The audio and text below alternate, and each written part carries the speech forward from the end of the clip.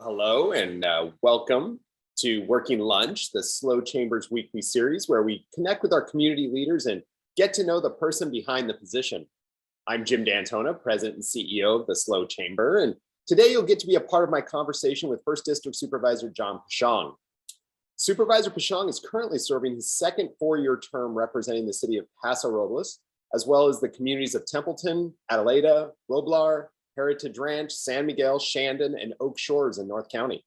With more than 3 decades of political, public affairs, and media experience, he's tackled some of the most challenging jobs in politics, earning a reputation as one of the nation's leading political strategists.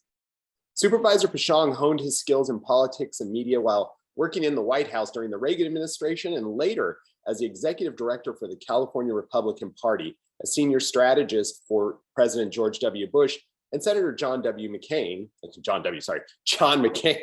as Western States political director for the Republican National Committee. As county supervisor, John served 2 consecutive years as chair, and he currently serves as an appointee to a number of boards, including the Rural County Representatives of California, the Air Pollution Control District, the Nacimiento Water Project Commission, and the San Luis Obispo Council of Governments. Finally, and as one of my favorite parts of these discussions is getting to know some fun facts about each guest, I also wanted to share something about the supervisor that I just learned. He was a college athlete playing soccer while earning his bachelor's degree from Loyola Marymount University. I'm looking forward to learning more about the supervisor's past political work, diving into some timely issues, including redistricting and the appointment of a new clerk-recorder, and diving into the opportunities he sees for our county's future. Mr. Supervisor, thank you so much for being here today. Thank you for the opportunity to be here. Appreciate it very much. And I also appreciate my membership in the San Luis Obispo Chamber of Commerce. We appreciate you being here and all the great work you're doing. As we sit down to lunch, first and foremost, where are you zooming in from today? I am zooming in from the county building, which is, of course, owned by everybody in the county. So the People's County building here on right downtown San Luis Obispo. Beautiful setup, and I noticed you got a little friend up there in the corner. That's a special addition to this. We appreciate Grogu being here with us. You bet. Grogu has been in every board meeting I had to Zoom during the pandemic, so Grogu keeps me safe. That's fabulous. Well, kind of my first question to almost anyone who's an elected official is why you chose this form of public service. But before we get to that, I'd love to know what initially got you on the path of being in politics and public policy. Was there a particular issue or person who piqued your interest? Well, my first election that I participated in as an 18-year-old was in 1980, and I voted for President Reagan. And I'm a third generation Angelino. So everybody knows I am from down south originally, but I've been here over 20 years. My wife and I moved up here and we've had our kids here and raised them. And I will tell you that right after college and I moved to Washington, D.C., and I did get a job at the White House in the second Reagan administration. And quite frankly, I did spend some time with the president. I have a communications background, radio and television. And so I did work with him at the White House and also up at Camp David, and I did some speeches at the UN and things like that, and I got kind of a real taste for the power of words and the power of being able to communicate, succinctly to people and being able to talk issues and ideas, and that kind of got me excited. I've been working in the campaign field, and as you heard from my bio, I am a political hack.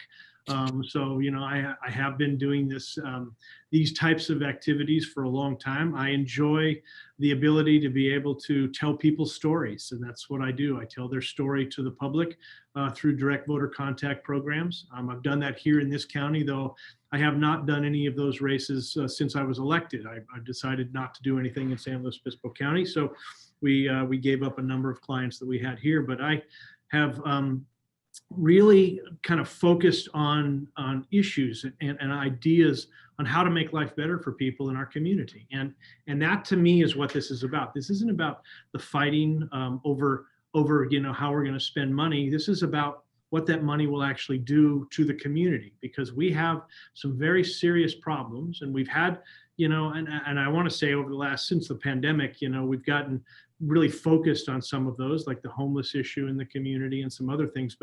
But to me, this job and being elected right now in this country, any of the local elected official jobs, is really about, helping people improve their lives and the lives of their families. And so that's why I got into it. And I continue to try to fight for those things that I believe in that will help make it easier and better, a better place for San Luis Obispo County, a better place in my district to live and raise a family and work.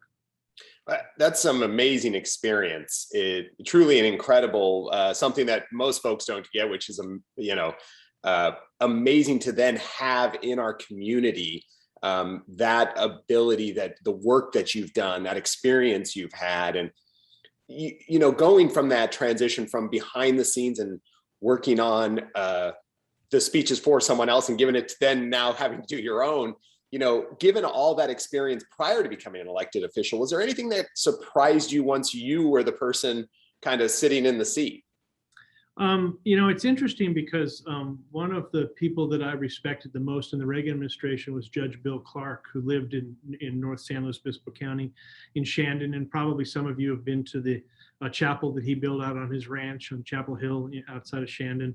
My wife and I are actually married there years ago, but that's one of the reasons why we live here, is that I was visiting with him, and he really did kind of open my eyes to the possibilities of being able to do the work that I do at the time and still live in some place that I wanted to live, which is here. But I will tell you, I think the one thing that is different than I guess maybe I expected it, but I didn't expect it to the degree, is the amount of animosity that different political parties, that different folks actually have toward each other. I understand when you have opposing views that you can have respectful arguments about those in the direction you need to go in. But what I'm surprised with, what I was initially surprised with, was that it got so personal so fast, and all of a sudden, the things that would never be acceptable for people to say to an elected official, they were saying,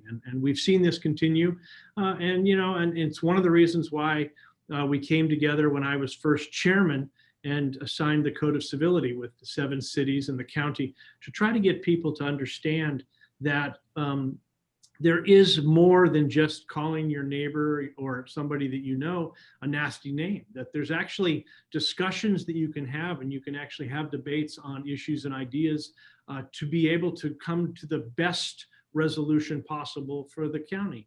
And I will tell you that, my ideas, some of them are perfect, but a lot of them need, some work on them, right? And the only way to do that is to debate them and have discussions and make some changes and bring people together around them and build a coalition of support.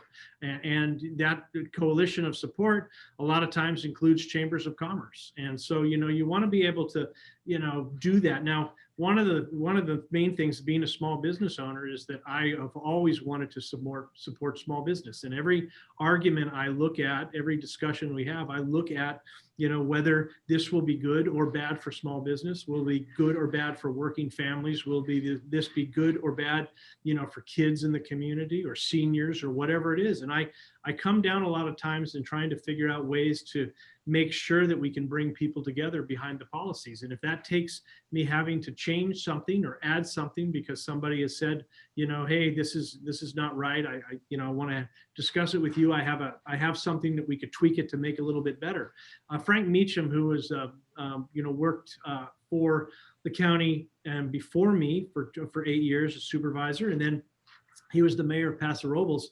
He made this statement right when he was first elected, and people were arguing with him about a policy. And he said, look, if this policy doesn't work or it has problems, we will fix it. That's the nature of public policy, is you make changes. And they do that in Washington, D.C., they do that in Sacramento, and we do it here in San Luis Obispo County. So we have to, a lot of times we're making policy based on where we believe we are currently at the time. And things change. As everybody knows, the community changes. I mean, 2 years ago, nobody would have thought that we were going to be going into a global pandemic and we were going to be shutting down businesses and not letting people. And, nobody also thought we would have a vaccine as fast as we had the vaccine. So, I mean, there's a lot of kind of give and take there, and the world changes. And so you need to adapt, improvise, and overcome on a lot of times. Well, and thinking about that, I really agree with you 100% on that idea of the conversation that happens. You know, you said, again, you were there in Washington, D.C., where you had a Ronald Reagan and a Tip O'Neill. They would go and figure these things out. They didn't have to agree, but they had a good conversation. They solved problems. Ted Kennedy and the right would get together, right? Have dinner together and solve issues. And we're just not seeing that. And I agree with you. I think that is probably a huge problem for how we want to move our society forward at all levels. And I appreciate that you're talking about like, hey, we can do these things and be rational about them, right? And not hate each other. I mean, you know what? There was a statement, I think if I get it right, Reagan said, if I disagree with you 20% of the time, you're not 20% my enemy, you're 80% my friend. And it's one of the reasons why I meet with Don Ortiz-Legg. I meet certainly with Bruce Gibson. You know, I sit down with Lynn and Debbie on different issues that we talk about them all the time. And I don't always agree with everybody. I mean, you've seen our meetings. You know, there'll be times that kind of, you know, I look for the best ideas and the best issues to be able to follow and trying to fine tune and bring people together to support them.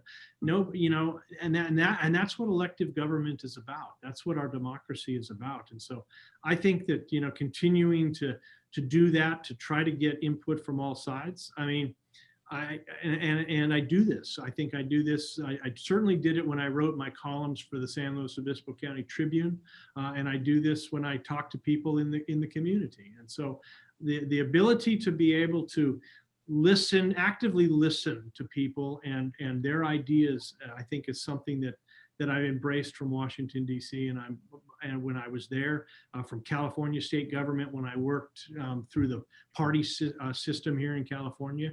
And remember, you know, it wasn't always this blue of a state. Back in 1994, and I worked at the California Republican Party as the executive director, but the state, we had 5 of the 7 statewide constitutional officers. We had control of the congressional delegation, with the majority of the congressional delegation, and we actually had control of the state assembly. So, you know, we have fallen, you know, in recent years, but these are cycles. I've always believed that, and they do fluctuate, you know, because it does come down to who has the best ideas that can capture the imagination of the voting population.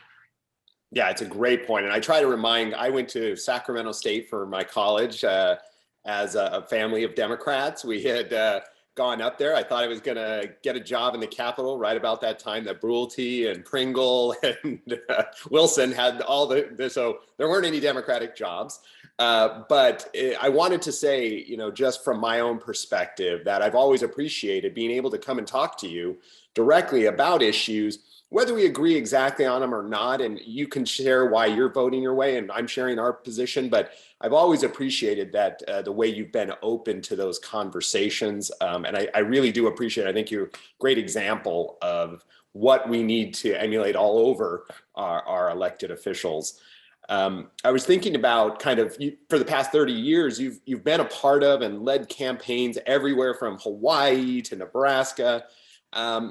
In that time, you know, has a lot changed in how campaigns go, or is it just tone, or is it pretty much the same? Well, you know, and I'll give you this example. Linda Lingle was a client of mine in Hawaii. She was an 8-year governor, but she's the first woman governor of the state of Hawaii. She was first Republican in 40 years. So there's a lot of firsts with her, and she was the mayor of Maui for a number of years. But let me just tell you this little story about, so she was, believe it or not, so she went to Cal State University Northridge and graduated and moved in journalism and moved to Hawaii and ran the AFL-CIO newspaper as a Republican. And so she was on the island of Molokai, and she was interviewing some seniors at the senior center one time, and they were complaining that they had a drinking fountain there, but the county of Maui had actually didn't have the money for the power to be able to refrigerate the water coming out of the drinking fountain for the seniors. So they were drinking hot water out of the drinking fountain. And she couldn't believe that. I mean, these are people that have, you know, they've retired, they've given their all, they want to enjoy life in their golden years, and they have to drink warm or hot water coming out of the drinking fountain. So she used that as the basis to run for city council. And so Maui County is, for those of you who don't know, is Molokai, Lanai, and Maui. And so she made the decision you know what, I'm going to get these seniors cold water. We're going to find out what's going on with the budget. We're going to find out why they can't afford, I think it was something like $44 a year to be able to cool the water for the seniors in Molokai. And she's a representative on the city council. So she ran and she won. She walked door to door. She talked to people about the issue of the cold water for seniors. And she became the mayor of Maui for 8 years. And during an economic downturn, they had the Maui Miracle, which means people were fully employed and they were making money, and tourism was going well. And so then she ran for office, and she actually lost her first attempt at governor. I didn't meet her till that was over, but then I met her, and I was on the campaign, ran the campaign in 2002 and 2006, and she won by 5% in 2002 for governor. And then 4 years later, she got, I think, 65% of the vote. And so whatever she was doing, the issues and ideas that she was championing, she was winning their hearts and minds with 65% of the vote. So people respected her. I go back to that story a lot because it's the simplest things sometimes that people believe are the most detrimental to the community, to people in the community. And it shouldn't be a tough one to fix. And the example I'll give you is this last week. So last year, we had to cut a budget, and I don't cut law enforcement. I'm not into the defund the police or the sheriff's movement. I support law enforcement. And so we kept law enforcement the same, but we did have to cut other departments. And what happened was, because of COVID and the pandemic, the money was cut from our community pools. And we just got some money restored to the community pools at the last meeting. And so we're going to be able to, here in August, we're opening up, and I have 3 of the pools that are on the list for the recreation folks, are in my district, San Miguel, Shandon, and Templeton. And they have been closed for 1.5 years. And these kids, if you've been to Shandon or you've been to San Miguel, the pool is one of the things that the children really look forward to. So we restored some funding to find some lifeguards. And luckily, Nick, who runs the rec folks, he was able to find somebody to help train some lifeguards. And so we've been able to now open these pools in the hottest month that we have to be able to give some relief and something fun for these kids to do. And to me, I will tell you this straight up, when I would visit those communities, that was one of the things that everybody talked about.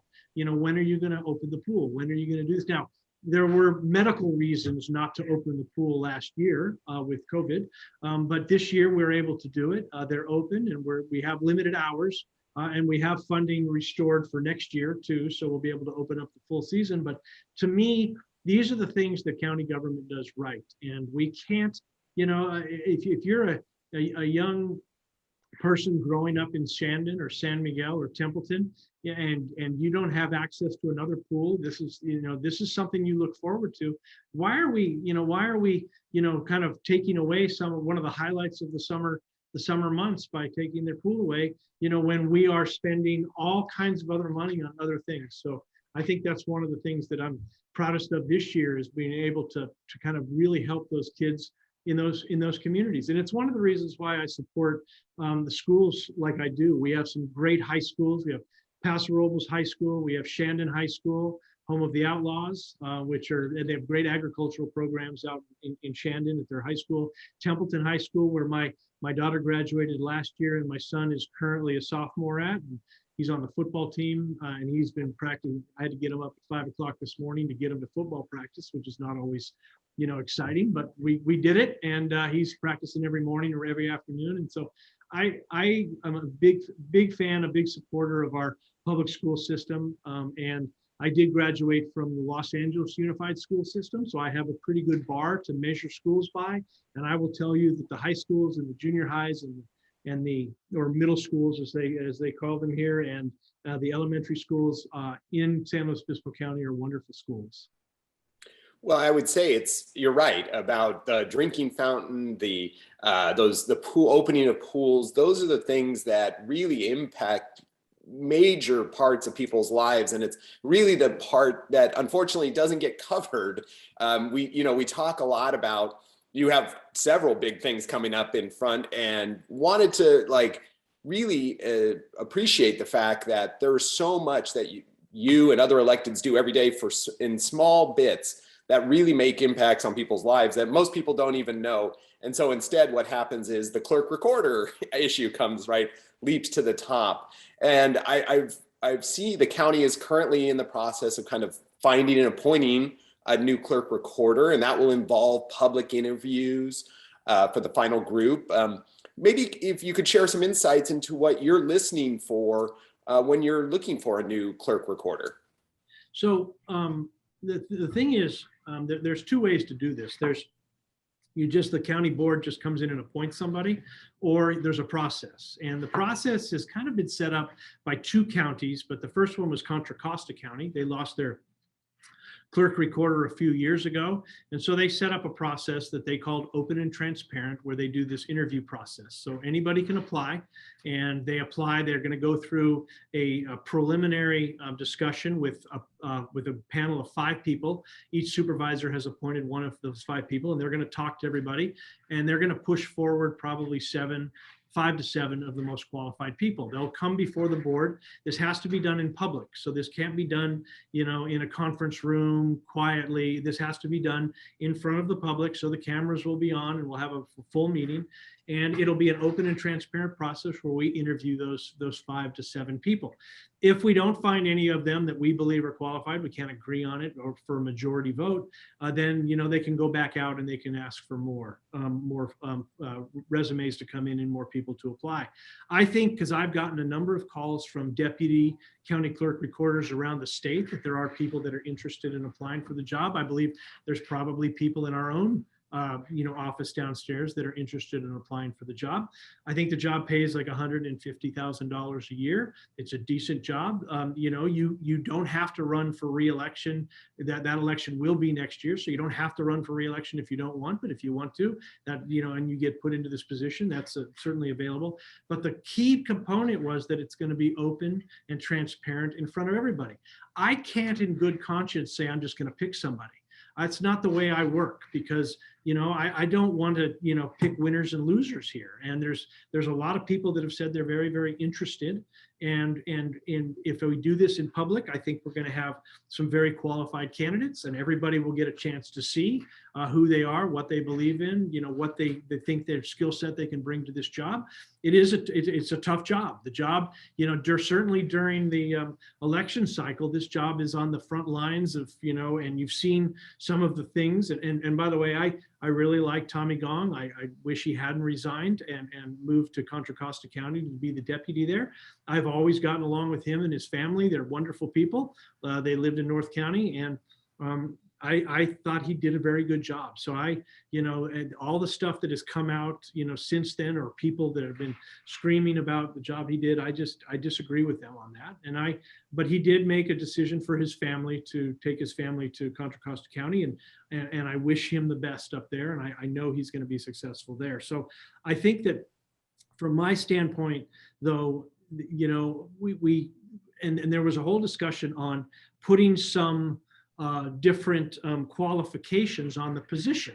And I don't agree with that, because if they're not qualifications that the voters vote on, and some of the jobs here that are elected, you have to have certain qualifications to certain degrees, or professional service, or professional society membership, or whatever it would be.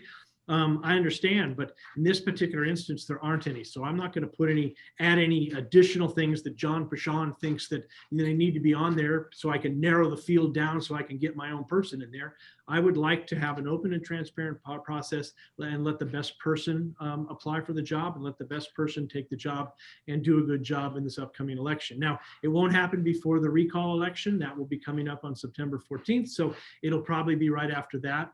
We do have our next election until the legislature changes it.